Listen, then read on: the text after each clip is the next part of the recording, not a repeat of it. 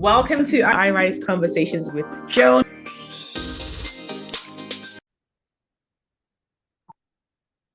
Welcome to another captivating episode of iRise Conversations with Joan. My name is Joan Nwosu, and today we have the privilege of having an exceptional guest, Riya Sokol. She's an internationally acclaimed artist, a speaker, and viral content creator. Her journey to recognition has been nothing short of remarkable. Her creative prowess and unique voice have made her a standout figure in the artistic landscape. She shot to fame with her touching video poem, Thank You, Coronavirus, a piece that transcended boundaries and resonated with people from all over the world. This powerful creation not only earned accolades at various international festivals, but also demonstrated the universal language of art. With a stage presence that dates back to her early years as a singer, Riya has evolved into a captivating public speaker, harnessing the power of her words to inspire change and transform communities. Her perspective on human existence is both thought-provoking and revolutionary, making her a beacon of transformation and impact. From her beginnings as a young performer to her current position as a global influencer, her journey embodies the essence of art's ability to shape our minds and our hearts. Welcome, Riya, to the show. Oh my God, what a lovely introduction. Hi. So glad to have you here with us. So take us back to your early days as a young girl, just discovering art. How did you go from that performer to now being this global influencer? It's almost looks like it's been few lives, you know? I've been speaking to my dad recently, and this is what we've been talking about. Like it feels like it's been like so many pieces in this whole life. So I guess for some reason, I ended up on stage when I was 6, and I think I found my home there. So whatever I've been doing, whatever I've been choosing, whether it was speaking or singing, or whether it was any other kind, or dancing also, I was always wanting to be there because it felt like I would I would also say like it was some kind of divine experience for me being on the stage. And it was probably impacted also by this memory that I have since I was a child, which was seeing the audience being happy. They were smiling when they were looking at me. They were becoming happy. And if I could remember one thing from being on a stage since I was a kid, this was this thing. Like I remember seeing sparkles in people's eyes, and it almost feels like I got addicted to it because it still keeps my sparkle in my heart to see happy people on the audience. And although it was bumpy road until now, and I was getting very, I would say, as a like the little girl in me was getting offended by show business, by all the criticism and different things that I met on my path. I kept coming back. So I guess I guess this is the thing for me to do, and I'm more courageous now to face all the everything that comes in the package of being on the stage and being a public person. And I think that that is something that a lot of people don't really think about because we see the glitz, the glam, the lights, the camera, the action, and we think it's all nice and rosy. You must be having a swell time, but there's also challenges that come with the industry, especially the entertainment industry. So, what advice do you have for anyone who maybe also like you as a little girl, they had this dream of being on stage and making people happy, but now they're feeling very discouraged with what's going on. Maybe they're auditioning and no one is picking them, or they're getting a lot of criticism and they're not able to handle that and they want to quit. What advice do you have for them? I would say keep focusing on what is in your heart, because if I like everything that I tried to do in my life, instead of being on a stage because I was getting so hurt, it didn't last because I didn't love the other things. It was like an alternative for not getting hurt from being a public person. And if someone told me, like, you, even if you're getting hurt, like, you can still move on, it's not a sign for you to give up. It's not a sign for you to there is something wrong with you or that you're doing something wrong.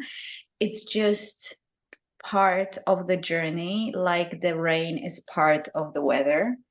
Then it would probably make it a little bit easier, because no one told me that, and I thought that these are signs that I'm not meant to be doing it. And what's happening now is that even if I get hurt, it's like I am still fine.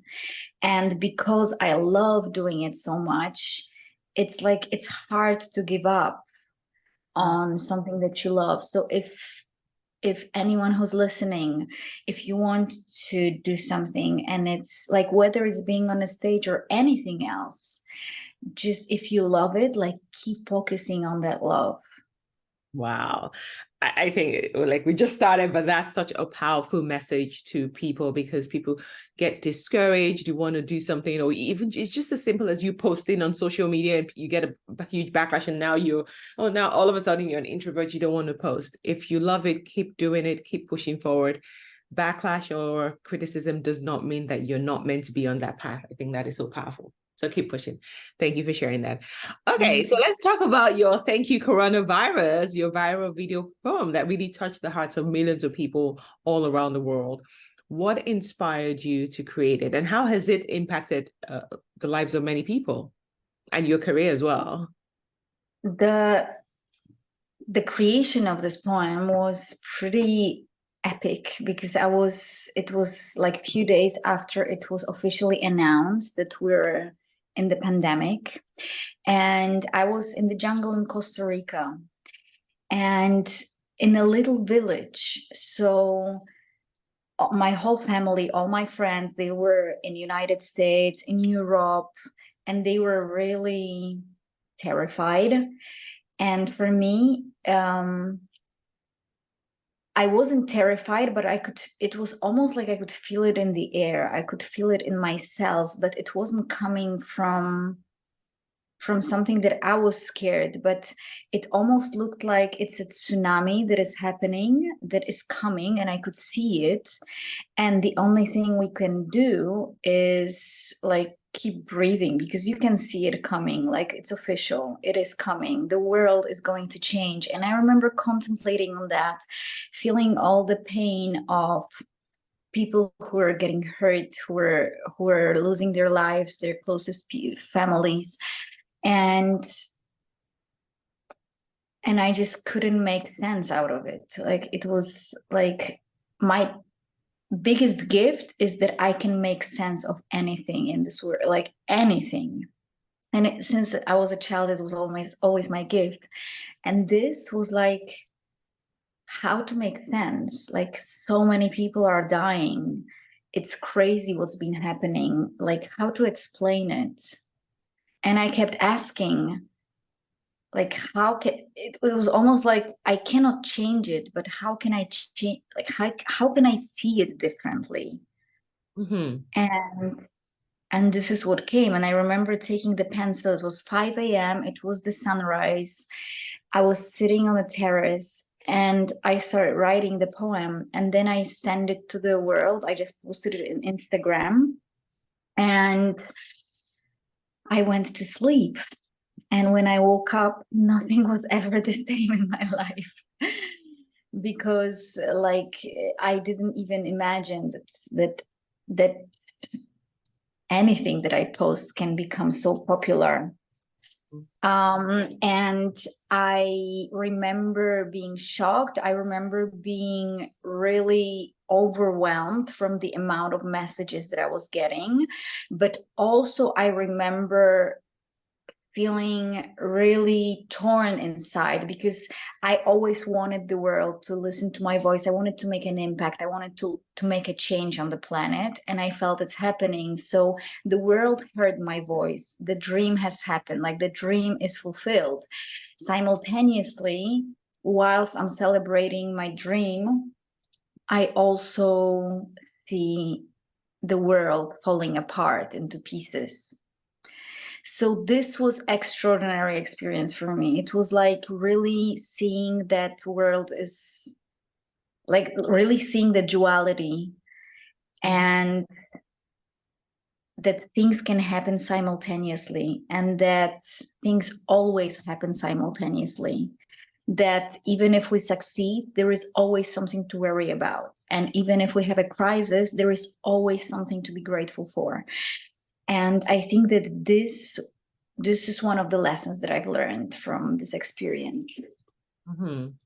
So you said, again, congrats on that. But so you woke up and your life changed. So what were some of the things that happened so quickly? What were some of the things, how did your life change from you wrote the poem, you posted it, and the next day? Give us some examples of things that changed in your life. Well, for sure, I experienced like thousands, hundreds of thousands messages and comments, and like it was overwhelming amount of love and gratitude. Like I don't think in my entire life I experienced so much love and gratitude from people who I could feel it, that people were losing hope, that people didn't see any sense, that people were suffering, people were dramatically terrified. And then it was like they were writing to me, it's like you hit us, like something opened, something shifted, something something opened inside of us. So it was tremendous amount of love and gratitude, and it was beautiful. It was also very heavy. So this is why I'm saying that it's like it was simultaneously holding the fulfilled dream, holding the amount of love that is being sent towards me, and like holding myself in that. Like, how can I even take in such an amount of love and gratitude?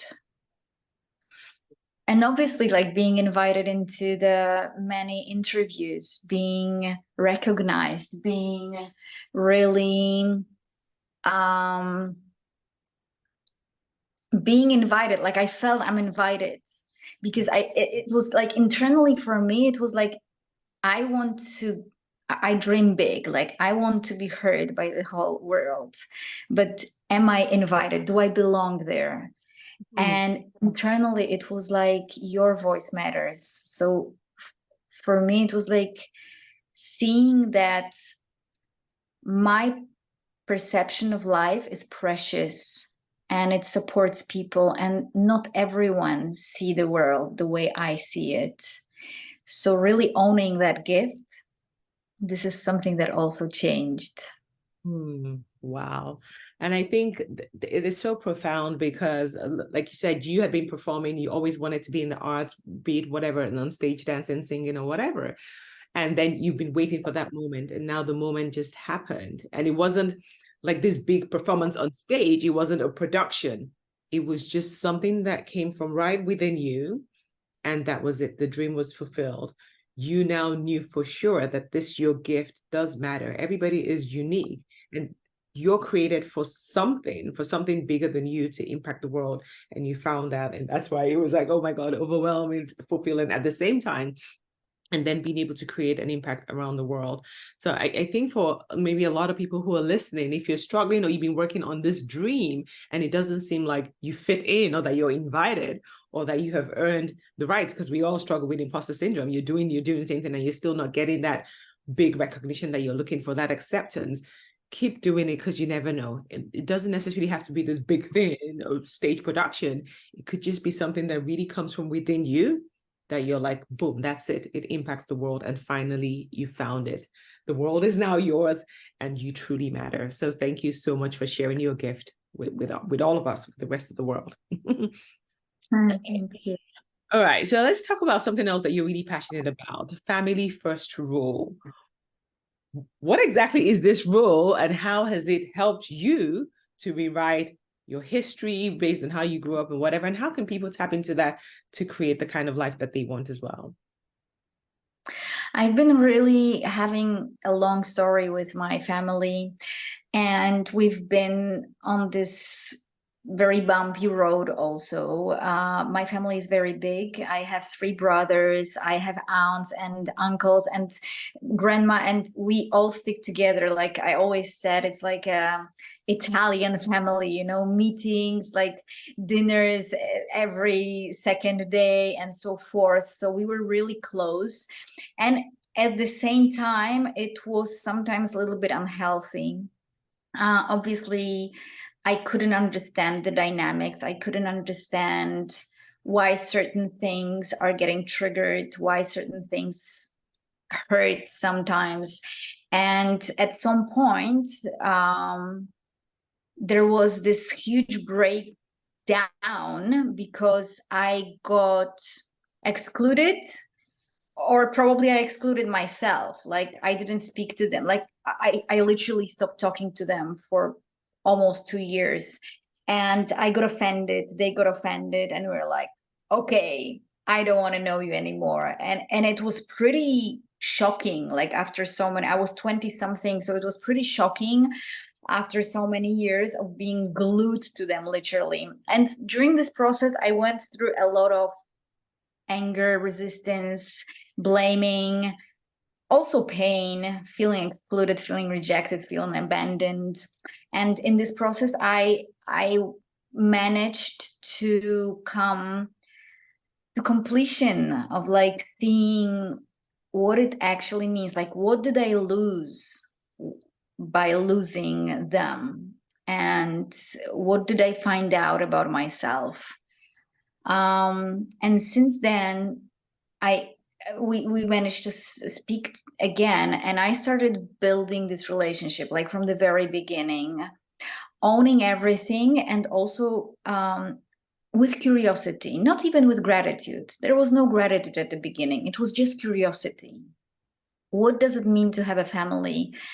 How does it impact my life? And after so many years of this breakdown that managed to lead us to break through, I can see that we don't realize how much our family is almost like our wings. And it's not about, you know, the family being present or not present. It's about the inner relation and the inner awareness around that. Like no matter what relationship you have with your mom, your dad, you know, all the people in your family, and whether they are present in your life or not, it gives us some kind of fundament, our idea about family. And since then, after so many years of recognizing it and getting deeper and taking care of family, and like not much changed because my family didn't change. They are the same people with the same flaws, with the same triggers and everything. But the way I see it changed everything. And my family now is it's like my fundament, my wings, everything, such a support for me. And since then I do appreciate family in and see the value in a different way. So I really recommend and always talk about the family first rule, because we have a lot of power, but with our family and being aware of how much that we are from it, that we came from there, the power is multiplied for sure. So just now I emphasize it, and it regards to my family, like my parents, my uncles, and so forth, but also family that I'm creating just now because I'm divorced. And it also wasn't an easy piece for me because getting divorced was a huge thing. And forgiving myself, forgiving my ex-husband, managing to build like a patchwork family instead of broken family. It was also a huge thing, but it also like being aware of the power of the family and the family first rule really helped me to see the bigger picture and to see where it leads me and what are the benefits. So working hard on that relation was really supported by this rule. Yeah. So you were already on the journey of healing, so you were able to use that when it came to your divorce as well. And like you rightly said, family comes with a lot of flaws. Like nobody survived their family. We're all traumatized by we all have childhood trauma that we had to deal with growing up in our families. But you said something really fundamental where your family are like your wings. They can really support you and help you to achieve your dreams. And for you, it just took you looking at it a different way. A lot of the time people are so focused on the flaws. How could you do this? How come you didn't do this for me?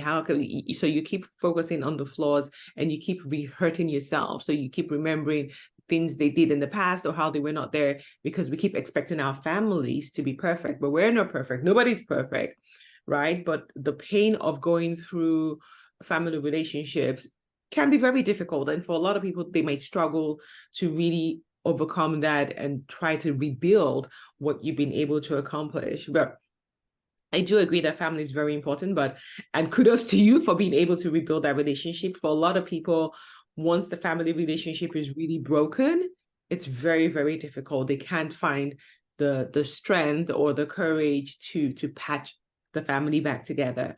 Because again, it does take people who are willing to make it work. So what advice do you have for people, maybe, because I went through that phase where I didn't speak to my family for years when I was younger.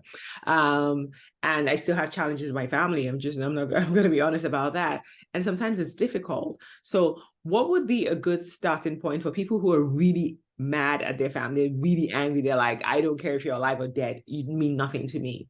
How can they start to heal from that and really come to the point where they have what you have, which is this support system where a family really supports you and gives you the wings to fly?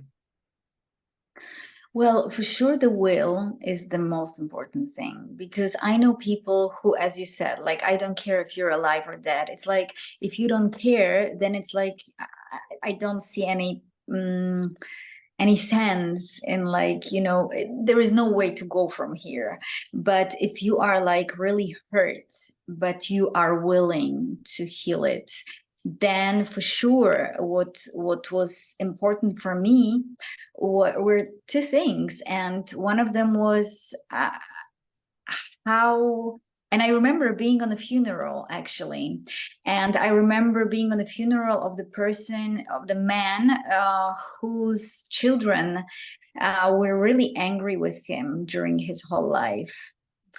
And they mentioned it on the speech, and they said, like, he hurt us like hell, but there are no words to express how much regret we have now, that we wasted all this time on the resistance and on blame, because we didn't manage to have time together. We were too busy being angry.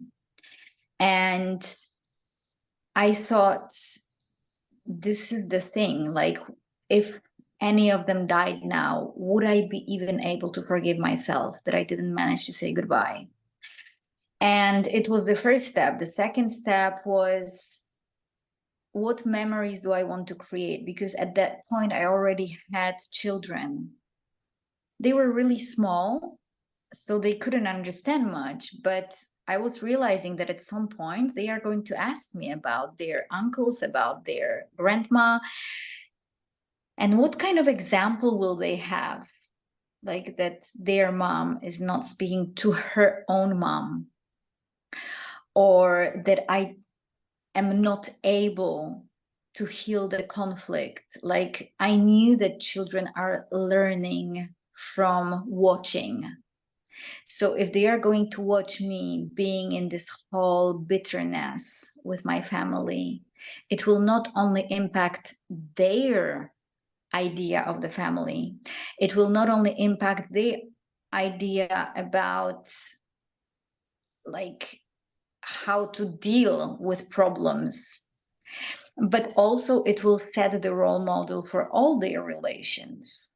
And it really hit me.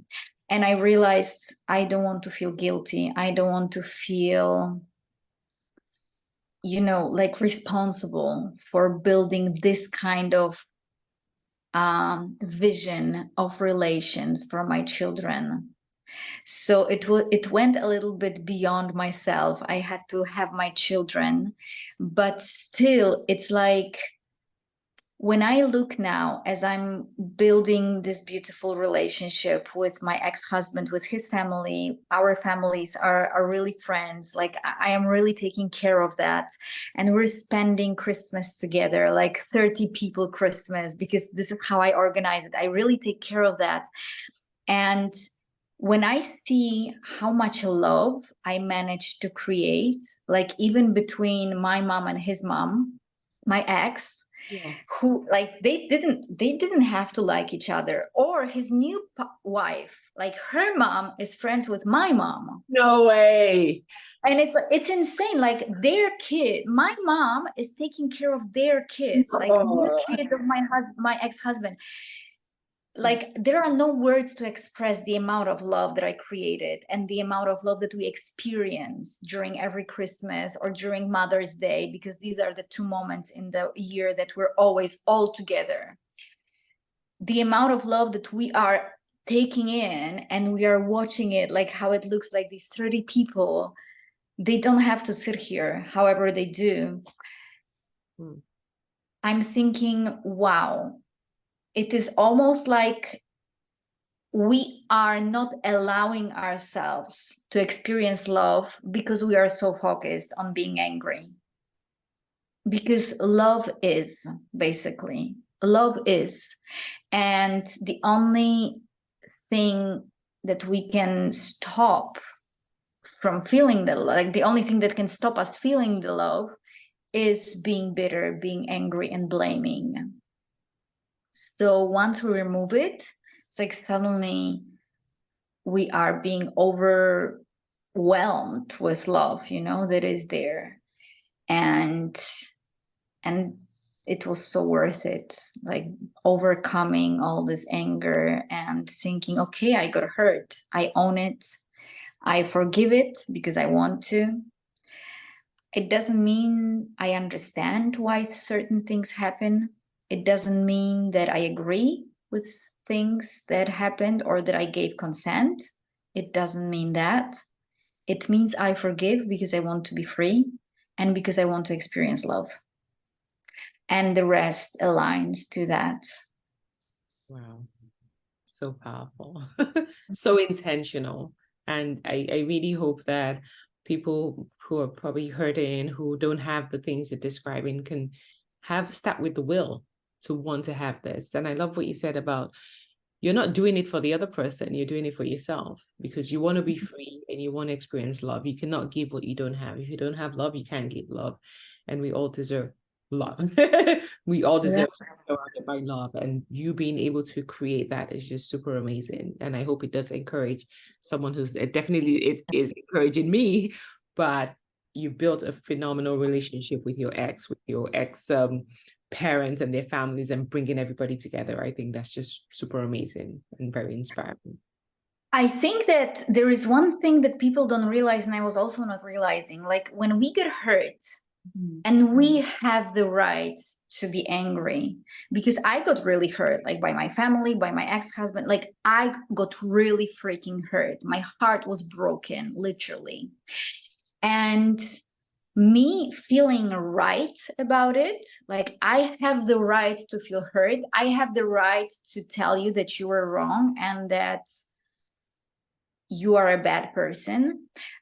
like you can be right, but the problem is that you're poisoning yourself, not the other person. You're punishing yourself, not the other person, because the anger that we're creating internally is like a poison. And at some point we just have to choose, like, how much time more do I need? Because I needed time to forgive, I needed time to digest it, I needed time to have space for myself. But like at some point it really passes, and our pride sometimes doesn't allow us to admit it. Like, it's past, like it really passed, I'm not angry, but just for the rule, like I'm gonna be angry because I was right about you doing something wrong. And this is the thing that we sometimes get really fixated on. Absolutely. Wow. Awesome. Thank you for sharing that. Okay, so let's talk about something else that really excited me when I was reading up about you, the Tantra lifestyle. Like, I've heard of Tantra, and maybe a lot of people haven't heard about it. So, in your words, what is the Tantra lifestyle, and how can people use it and incorporate it into their daily lives? Tantra is a beautiful spiritual path, and it is really complex and really not easy to describe it even in 10 sentences. But I would say that Tantra teaches the sacredness of life. And it teaches it through its practices, meditations, exercises. And it shows that every moment, every breath is a miracle, because we manage to slow down, we manage to start looking around. And it is very controversial because it also includes our sexuality, because Tantra says that we, like, sexual energy is like a life force energy. We are created, like our life became from sexual energy that was connected, like that connected our parents. So it is controversial because of that. But what's beautiful is that Tantra also teaches that sexuality is sacred, and that connection between people is sacred, that divorce is sacred, that even the conflicts are sacred. Everything can be sacred. This is what I can tell about what Tantra taught me, because first I was a student and then I started teaching Tantra, and the amount of depth that it brought to my life and to my awareness, because I had to slow down, because I had to go deeper into the meaning of who I am, of what is beyond this body, what is beyond everything that I see, where is the metaphysical dimension. And it just takes you deeper and deeper into really incredible meaning of the existence. So Tantra recommends different practices, different meditations, and it's all about slowing down, basically. It's like, you know how they say fast food and slow food? Fast, it's the same regarding to everything, like even the slow breath towards fast breath, slow sex, fast sex, and it can be applied everywhere. And what would you say are some of the benefits, and who is it for? So you mentioned that you do teach the Tantra lifestyle.